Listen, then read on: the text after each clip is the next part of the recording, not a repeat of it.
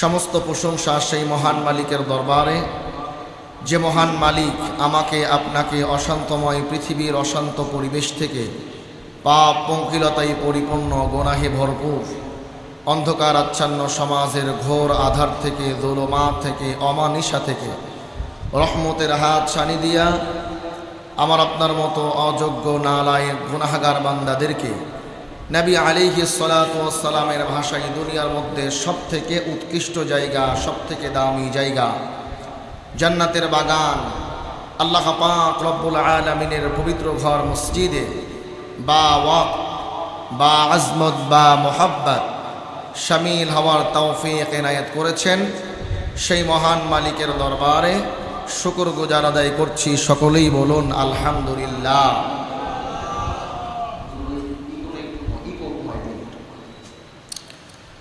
লাখ কোটি দরুদ ও সালাম বর্ষিত হোক সৈয়দুল মুরসালিন খাতামুন নবিয়্যিন আহমদে মুস্তফা মুহাম্মাদুর রাসূলুল্লাহ। সকলেই বলি সাল্লাল্লাহু আলাইহি ওয়াসাল্লাম।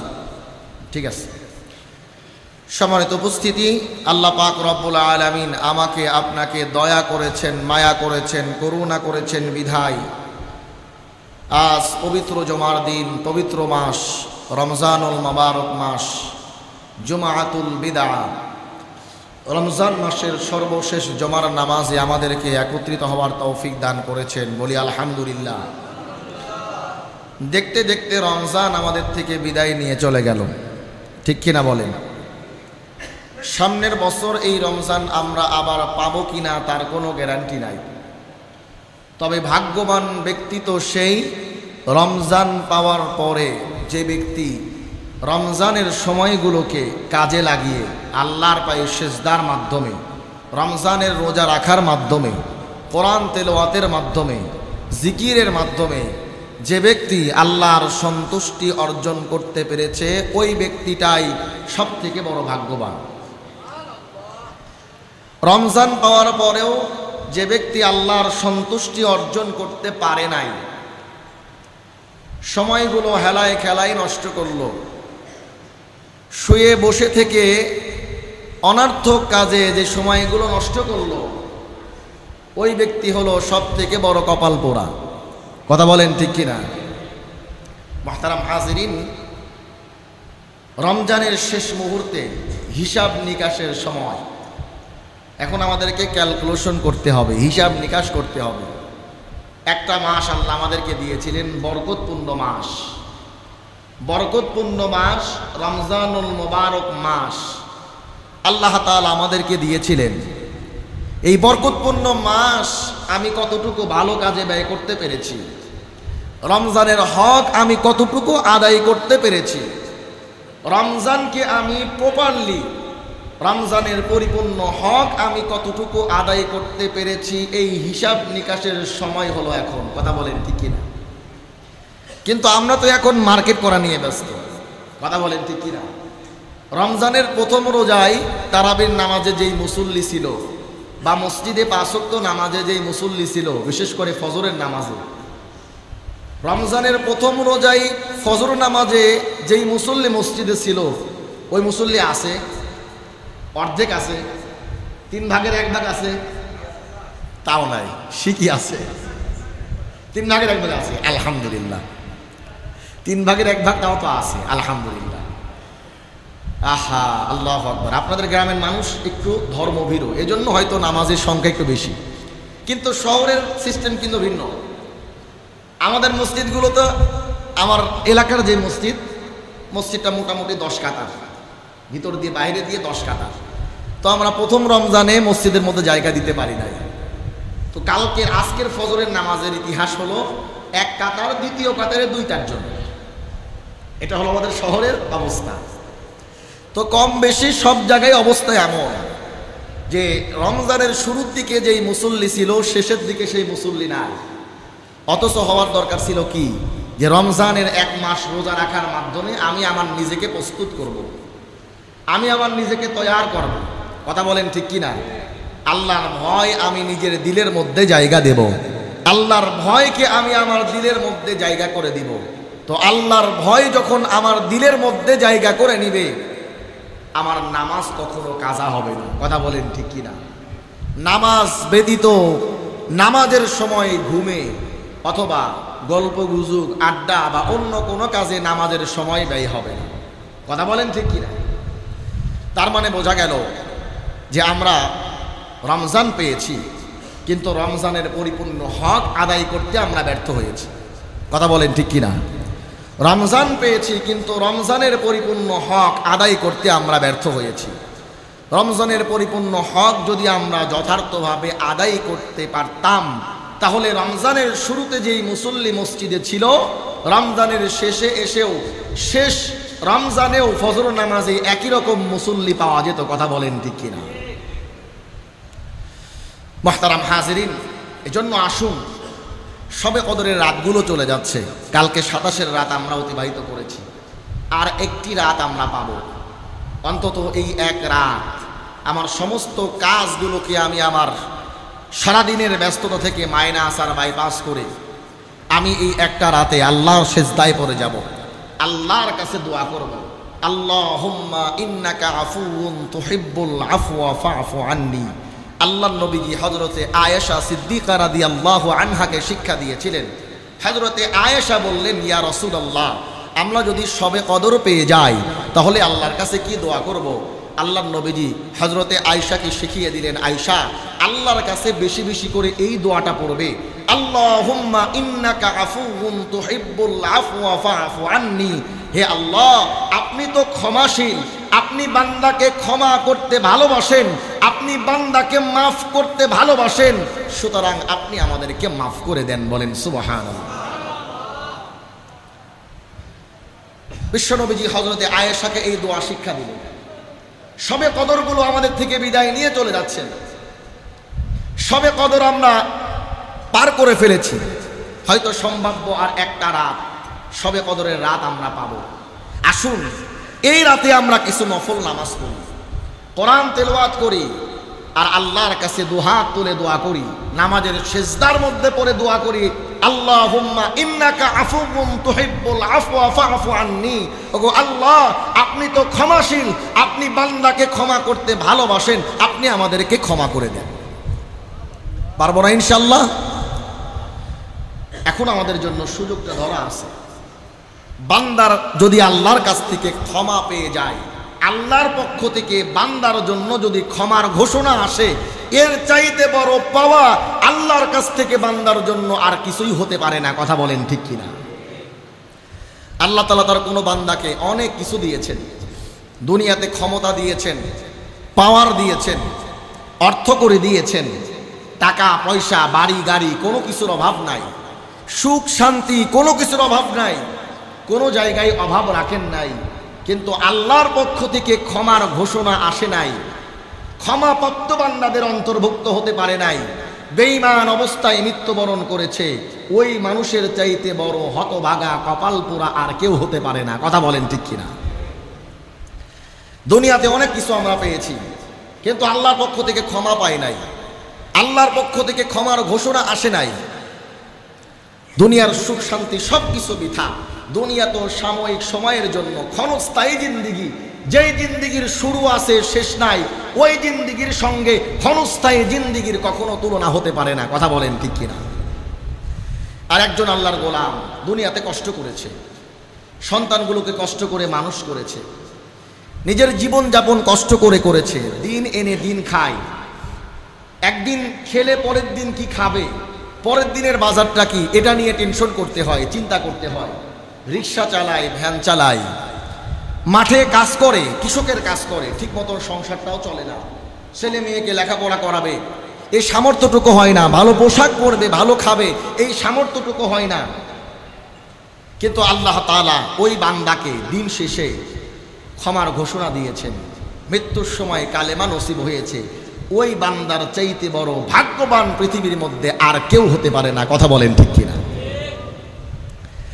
এই কথাগুলো বলার আমার উদ্দেশ্য কি? উদ্দেশ্য হলো, সামনে যে দিনটা আসতেছে ঈদুল ফিতর, এটা আমাদের জন্য আনন্দের দিন, খুশির দিন। কথা বলেন ঠিক কিনা? আল্লাহ তাআলা মুসলমানের জন্য দুইটা আনন্দের দিন দিয়েছেন, খুশির দিন দিয়েছেন। নাকি এর বাহিরেও কোনো আনন্দের দিন আছে? বলেন। আছে নাকি? নুনু কাটা, নাক ফুরানো, কান ফুরানো, এগুলোতে আনন্দ করা যাবে? মনে হয় একটু আড্ডি গান বাজনা করা যাবে নাকি বলেন? একটু গান বাজনা করা যাবে? যাবে না। আল্লাহ তাআলা মুসলমানের জন্য দুইটা খুশির দিন দিয়ে দিলেন, একটা হলো ঈদুল ফিতর আর একটা হলো ঈদুল আযহা। দুইটা খুশির দিন দিলেন। এর বাহিরে বান্দার জন্য আলাদা করে দিন নির্ধারণ করে খুশি আনন্দ করা, পটকা ফোটানো, গান বাজনা করা, মদ্যপান করা, নেশাভান করা, নাচ গান করা, এগুলোর কোনো বৈধতা ইসলাম মুসলমানকে দেয় নাই। কথা বলেন ঠিক কিনা? দুঃখজনক হলেও সত্য, আমাদেরকে এই কথাগুলো বলতে হয়। আমরা মুসলমানেরা আজকে এই খুশির দিনটাকে, আনন্দের দিনটাকে আল্লাহর অসন্তুষ্টির মাধ্যম বানাচ্ছি। কথা বলেন ঠিক কিনা? ঈদকে সামনে রেখে প্রথমত আমরা পটকা ফোটাই। কথা বলেন ঠিক কিনা? ইসলামে এর কোনো প্রকার বৈধতা নাই। ঈদের চাঁদ উঠলে পরে যে এই পটকা ফোটানো হয়, ইসলামে এর কোনো বৈধতা নাই। এজন্য সর্বপ্রথম আপনি একজন গার্জিয়ান হিসাবে, আপনি একজন অভিভাবক হিসাবে আপনাকে সতর্ক থাকতে হবে আপনার ছেলে মেয়ে যাতে করে এই অসামাজিক ইসলাম বিরোধী কাজের মধ্যে লিপ্ত না হয়। আপনাকে সর্বপ্রথম এই ব্যাপারে সজাগ হতে হবে। খবরদার, চাঁদ ওঠার পরে আমরা আল্লাহর কাছে দোয়া করব, শুকরিয়াতান আলহামদুলিল্লাহ বলবো, আল্লাহর কাছে দোয়া করব, আলহামদুলিল্লাহ বলবো। মুহতারাম হাজিরিন, এই যে ঈদুল ফিতর, ঈদুল আযহা, আল্লাহ তাআলা দুইটা খুশির দিন, ঈদের দিন আমাদের জন্য দিলেন। ঈদুল ফিতর, এই ঈদুল ফিতরের খুশিটা মূলত কাদের জন্য, আর এই খুশির সিস্টেমটা আমাদের কি হবে, এই বিষয়টা নিয়ে আমি সংক্ষিপ্ত আলোচনা করব। খুব ভালো করে বোঝার জন্য চেষ্টা করবেন। আল্লাহর নবীজি বলেন, লিস-সাইমি ফারহাতান, ফারহাতুন ইনদা ফিতরিহি ওয়া ফারহাতুন ইনদা লিকা রাব্বিহি। আল্লাহর নবীজি বলতেছেন, রোজাদারের জন্য দুইটা খুশি। একটা হলো এক মাস রোজা রাখার পরে ঈদুল ফিতরের খুশি, ঈদের দিনের খুশি। দুই নম্বরে রোজাদারের জন্য আল্লাহর সঙ্গে সাক্ষাৎ, আল্লাহর সঙ্গে দিদারের খুশি। বলেন সুবহানাল্লাহ। তাহলে আমরা যারা এক মাস রোজা রেখেছি আমাদের জন্য দুইটা খুশি। কয়টা খুশি? দুইটা খুশি। একটা হলো ঈদুল ফিতর, আর একটা হলো আল্লাহর সঙ্গে সাক্ষাৎ, আল্লাহর সঙ্গে দিদার। মুহতারাম হাজিরিন, তার মানে বোঝা গেল আমরা যারা এক মাস রোজা রেখেছি, আমরা যারা এক মাস রোজা রেখেছি মূলত ঈদের খুশিটা তাদের জন্য। কথা বলেন ঠিক কিনা? এজন্যই আল্লাহ তাআলা 2 রাকাত নামাজ আমাদের জন্য ওয়াজিব করলেন। এই নামাজকে বলা হয় শুকরিয়ার নামাজ, শুকরিয়াতান নামাজ। সুবহানাল্লাহ বলেন। রোজাদার এক মাস রোজা রেখেছে, এখন থেকে আর না খেয়ে থাকতে হবে না, রোজা রাখতে হবে না। এটা কি মূলত খুশি? এটা কিন্তু মূলত খুশি না, বরং আমরা আল্লাহর সন্তুষ্টির জন্য এক মাস রোজা রেখেছিলাম। এক মাস পরে আল্লাহ যে আমাদেরকে সুস্থ হালতে এক মাস রোজা রাখার তৌফিক দান করেছেন, এই শুকরিয়াতান আমরা সকলে মিলে ঈদগাহে গিয়ে আমরা একত্রিতভাবে 2 রাকাত ঈদের নামাজ, শুকরিয়াতান নামাজ আদায় করব। এটা হলো রোজাদারের জন্য সব থেকে বড় খুশি। কথা বলেন ঠিক কিনা? মুহতারাম হাজিরিন, কিন্তু আজকে এই ঈদের খুশিকে আমরা ভিন্ন দিকে কনভার্ট করেছি। ঈদ সামনে আসলেই আমাদের এলাকার বিভিন্ন পাড়ায় পাড়ায়, মহল্লায় মহল্লায় বড় বড় বক্স, সাউন্ড সিস্টেমগুলো ভাড়া করে আমরা কি করি? গান বাজনা করি, শব্দ দূষণ করি। কথা বলেন ঠিক কিনা? যার কারণে যে সমস্যাগুলোর সম্মুখীন আমাদেরকে হতে হয়, বিশেষ করে এলাকার যে সমস্ত হার্টের রোগীগুলো আছে, এদেরকে সব থেকে বড় সমস্যা ফেস করতে হয়। কথা বলেন ঠিক কিনা? দ্বিতীয়ত, ইসলামে গান বাজনা হালাল নাকি হারাম? হালাল নাকি হারাম? অনেক সময় বলে যে হুজুর, ছেলে পেলে মানুষ বছরে একটা দিনই তো করবে, হুজুর একটু করতে দেন। বলে কি বলে না? বলে। আমি যেই মহল্লায় 9 বছর চাকরি করেছি, একটা পর্যায়ে দেখা গেল যেখানে শিক্ষিত মানুষ কম, দেখবেন এই জায়গায় অসামাজিক কাজকর্ম বেশি হয়। কথা বলেন ঠিক কিনা? এমন একটা অবস্থা হলো, সংসার চলে না, ভাজা পোড়া বিক্রি করে, রিক্সা চালায়, কিন্তু দিলের বড় একটা ইচ্ছা যে ছেলেটাকে মুসলমানে দিয়ে বিশাল বড় করে একটা অনুষ্ঠান করব। কথা বলেন ঠিক কিনা? তো ছেলে হয় না, মেয়ে হয়েছে, তাতে কি হয়েছে, মেয়ের কান ফুরাবো, নাক ফুরাবো, বিশাল করে একটা অনুষ্ঠান করব, 7 দিন ধরে গান বাজনা করে। কথা বলেন ঠিক কিনা? সামাজিক অবক্ষয়, সমাজের পরিবেশ নষ্ট করে। একটা পর্যায়ে এমন হলো, একটা অনুষ্ঠান শেষ হয় আর একটা অনুষ্ঠান শুরু হয়। যারা লেখাপড়া করে ওদের লেখাপড়ায় সমস্যা, যারা নামাজ কালাম পড়ে ওদের নামাজ কালামের সমস্যা, যারা হার্টের রোগী আছে ওরা অসুস্থ বেশি হয়ে যেতে লাগলো। এক পর্যায়ে গোটা এলাকার মানুষ নিয়ে গণস্বাক্ষর, সকলেই স্বাক্ষর করলো যে এই সমাজ থেকে একেবারে চিরকালের জন্য গান বাজনাকে নিষিদ্ধ করতে হবে। আলহামদুলিল্লাহ আমি এটা করে আসছি, এখনো বাস্তবায়ন আছে কিনা আমি জানি না। তবে গ্রামের সমস্ত মানুষ, প্রামাণিক যারা আছেন, সমাজ প্রধান যারা আছেন, সকলে মিলে গণস্বাক্ষরের আলোকে সকলেই স্বাক্ষর দিয়েছেন একটা কাগজের মধ্যে যে আজকের থেকে এই এলাকায় কোনো অনুষ্ঠানকে সামনে রেখে কোনো গান বাজনা হবে না। সুবহানাল্লাহ বলেন। এটা ছোট কোনো কাজ আপনাদের কাছে মনে হতে পারে, কিন্তু বর্তমানে এই ফিতনার জামানায় এটা যে কত বড় একটা কাজ আপনি চিন্তাও করতে পারবেন না। এই গান বাজনাকে সামনে রেখে উঠতি বয়সী ছেলে মেয়েরা নেশাবান করতেছে, নেশাগ্রস্ত অবস্থায় সেনার মধ্যে লিপ্ত হচ্ছে। কথা বলেন ঠিক কিনা? আপনারা কয়দিন আগে দেখেছেন আসিয়া নামে একটা মেয়ে বোনের বাড়িতে ঘুরতে গিয়েছে। বোনের বাড়িতে ঘুরতে যাওয়ার পরে কি হলো, দোলাভাই এবং দোলাভাইয়ের বাবার কাছে ধর্ষণের শিকার হলো। নাউজুবিল্লাহ বলেন। গোটা দেশের মধ্যে যে বিষয়টা নিয়ে তোলপাড় সৃষ্টি হয়েছে, মুহতারাম হাজিরিন, আজকে আমরা অসচেতন হওয়ার কারণে আমার চোখের সামনেই আমার ছেলে মেয়ে তার সুন্দর ভবিষ্যৎটা নষ্ট হচ্ছে। আমরা সচেতন না, অসচেতন মানুষ, যার কারণে এই কাজগুলো হচ্ছে।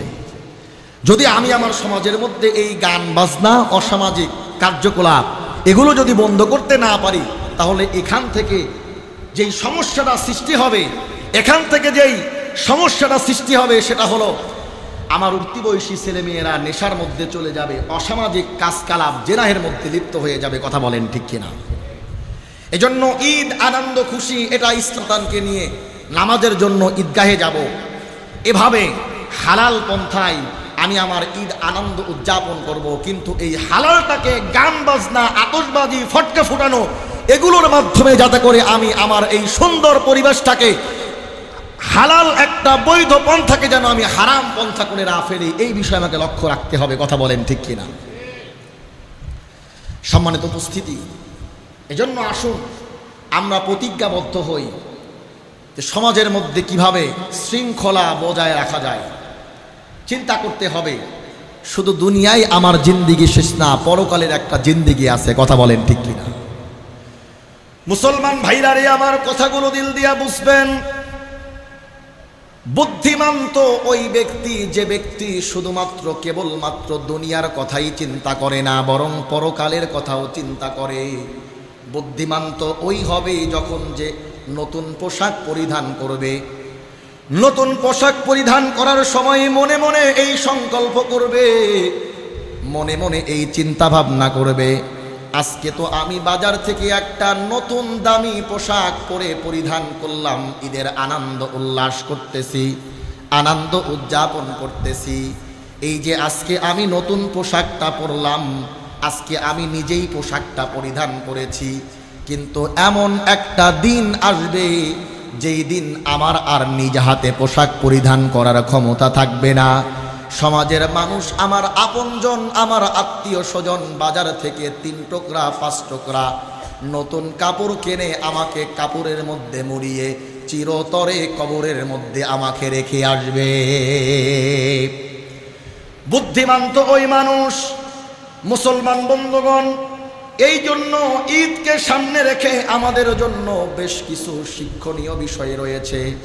ঈদের নতুন পোশাকটা যখন আমি পরিধান করব, সঙ্গে সঙ্গে মনে মনে চিন্তা করব, এই যে নতুন পোশাকটা পরলাম, একদিন এমন দিন তো আমার জন্য আসবে যেদিন আমাকে নতুন পোশাক পরিধান করানো হবে। নতুন পোশাক পরিধান করে এরপরে আমাকে চিরতরে কবরের মধ্যে রেখে আসা হবে। ঈদের নামাজের জন্য প্রস্তুতির জন্য যখন আমি সাবান দিয়ে শ্যাম্পু দিয়ে গোসল করে পরিষ্কার পরিচ্ছন্ন হয়ে নামাজের প্রস্তুতি গ্রহণ করব, তখন আমাকে চিন্তা ভাবনা করতে হবে, এই যে আজকে আমি আমার নিজে হাতে গোসল করে পরিষ্কার পরিচ্ছন্ন হয়ে ঈদের নামাজের জন্য ঈদগাহের দিকে রওনা করেছি, এমন একটা দিন তো আমার জন্য আসবে যেদিন আমার আপনজন আত্মীয় স্বজন পাড়া প্রতিবেশী আমাকেও বড়ই পাতার গরম জলে আমাকে পরিষ্কার পরিচ্ছন্ন করে গোসল করাবে। ওই দিনটা হবে আমার শেষ গোসলের দিন। কথা বলেন ঠিক কিনা? আমি যখন ঈদের নামাজে জামাতের মধ্যে দাঁড়াবো, বুদ্ধিমান মানুষ তো সেই হবে, চিন্তা করবে এই যে ঈদের মাঠে ঈদের নামাজের জন্য আমি দাঁড়িয়েছি, ইমাম সাহেবের পিছনে আমি ইক্তিদা করলাম, ইমাম সাহেবের পিছনে আমি ঈদের নামাজ আদায় করতেছি, আমার জীবনে তো এমন একটা নামাজ আসবে যেই দিন ইমাম সাহেব আমাকে খাটিয়ার মধ্যে শুইয়ে সামনে রেখে এলাকার সমস্ত মানুষদেরকে নিয়ে এই ঈদের মাঠেই আমার জন্য জানাজার নামাজ সংগঠিত করবে, জানাজার নামাজ পড়াবে। ওই দিন হবে আমার জীবনের সর্বশেষ নামাজ। কথা বলেন ঠিক কিনা? মুসলমান বন্ধুগণ, এই জন্য আল্লাহর ভয় আমার দিলের মধ্যে জায়গা দিতে হবে, দিলের মধ্যে এই সংকল্প রাখতে হবে, আজকে আমি নতুন পোশাক পরলাম, সুগন্ধ শরীরের মধ্যে আমি লাগালাম, আমার শরীরেও একদিন সুগন্ধি লাগানো হবে, আমাকে একদিন নতুন পোশাক পরানো হবে, যাতে করে ঈদের নতুন পোশাক আর ভালো ভালো খাবার আর আনন্দ উল্লাসের মধ্যে পড়ে পরকালকে ভুলে না যায়। এই বিষয়টা আমাকে লক্ষ্য রাখতে হবে। এই বিষয়ে যারা তাদের নিজের জীবনের মধ্যে চিন্তা ভাবনার মধ্যে রাখবে, ওই মানুষগুলোই হবে দুনিয়ার মধ্যে সবথেকে বুদ্ধিমান। কথা বলেন ঠিক কিনা? ঈদের আনন্দকে সামনে রেখে আমি যখন এই চিন্তা ভাবনাগুলো করব, ঈদের আনন্দকে সামনে রেখে আমি যখন এই চিন্তা ভাবনাগুলো করব, ইনশাআল্লাহ আশা করা যায় ঈদের আনন্দকে সামনে রেখে কোনো অপকর্মের মধ্যে আমি লিপ্ত হতে পারবো না। কথা বলেন ঠিক কিনা? এটা চিন্তা ভাবনা রাখার দরকার আছে কিনা?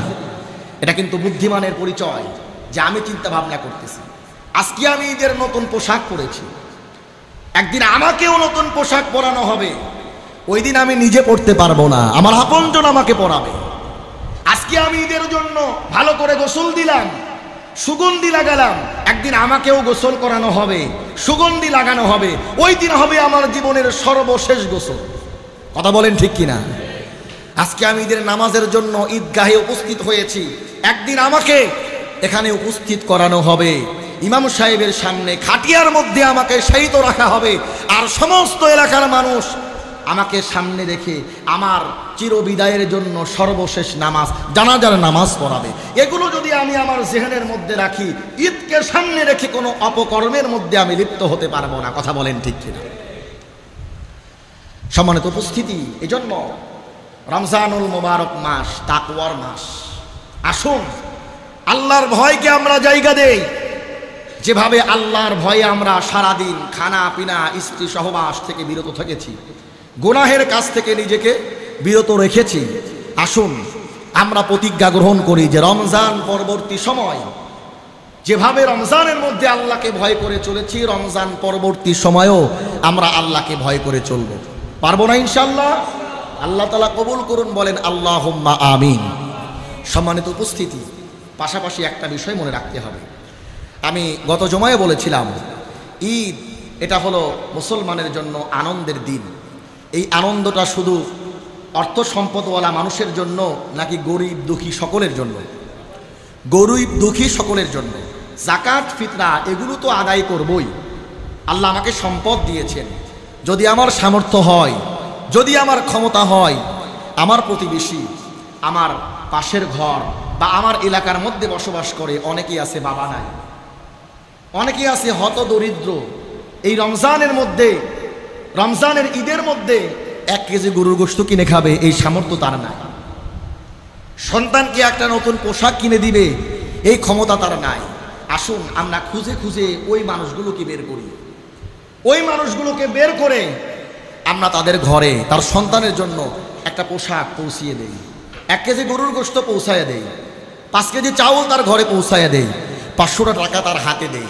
আমার যতটুকু সামর্থ্য আছে, আমি যদি সেই সামর্থ্য অনুযায়ী এই মানুষগুলোর পাশে দাঁড়াই, আল্লাহর কসম করে বলতেছি, আল্লাহ তাআলা আপনার প্রতি সন্তুষ্ট হয়ে যাবেন। দুনিয়া এবং আখিরাত উভয় জগৎ আপনার জন্য সুন্দর করে দিবেন। কথা বলেন ঠিক কিনা? পারবো না ইনশাল্লাহ?